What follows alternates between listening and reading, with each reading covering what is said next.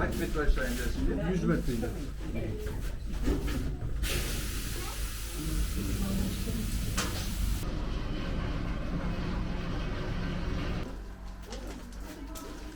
Bak daha hiçbir şey yok. Bak daha söz veriyorum.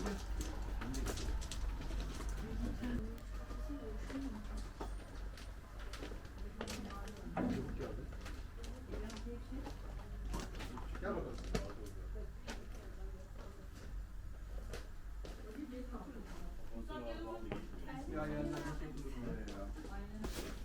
Evet, hoş geldiniz. Hoş bulduk. Ocağımız 1965 yılından beri eğitim amaçlı kullanılan bir ocak. Burada 1860'lı yıllarda üretim başlamış kaçak ocak usulüyle. 1890 yılında Osmanlı zamanında resmi olarak üretim yapılmış. Rum asıllı bir firmaya verilmiş 1890 yılında. 1910'a kadar. 1910'da Türk asıllı bir firmaya veriliyor. Ta ki 1937 yılına kadar. 1937 yılında Atatürk'ün talimatıyla Türkiye'deki tüm kömür şirketlerinin kamulaştırılmasına karar veriliyor. Yani devlet kontrolüne alınmasına karar veriliyor. Ve o karar alınınca burada yapılan fizibilite çalışmaları neticesinde buradaki kömür damarlarının ekonomik olmadığı, işte yatırım yapmanın anlamsız olduğuna karar veriliyor ve buradaki ocak kapatılıyor. 1945'e kadar, 37'den 45'e kadar 2. Dünya Savaşı'nda sığınak olarak kullanılıyor bu ocak.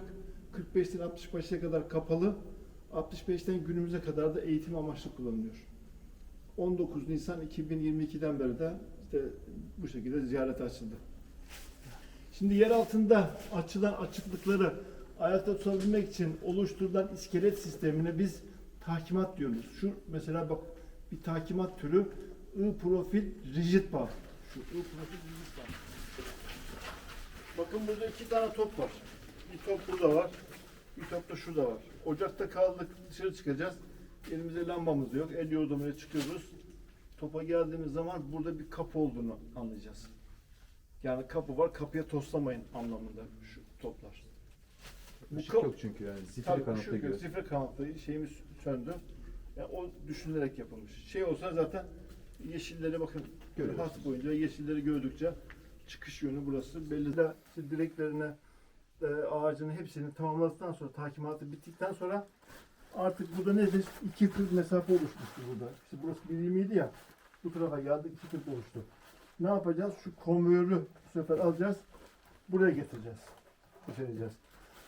Daha sonra arkada gördüğümüz domuz damarını alacağız. Onu buraya getireceğiz. Dolayısıyla bizim burada ağaç kömür damarı yapmış.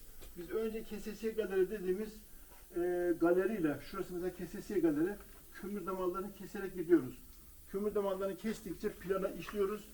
Planda o kömürle ilgili bilgileri yazıyoruz. İşte eğimini, kalınlığını, doğrultusunu, içi...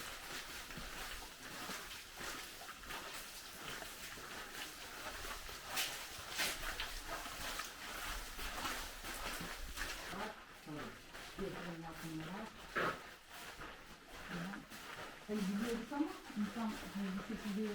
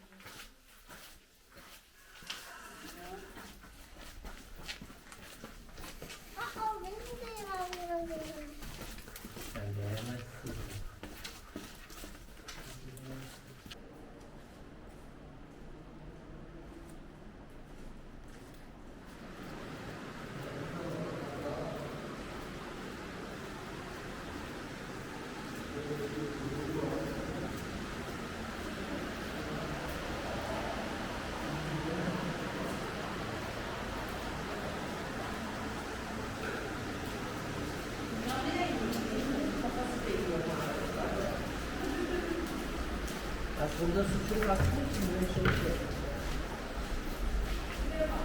Burada durduğunda nereye gidiyor falan.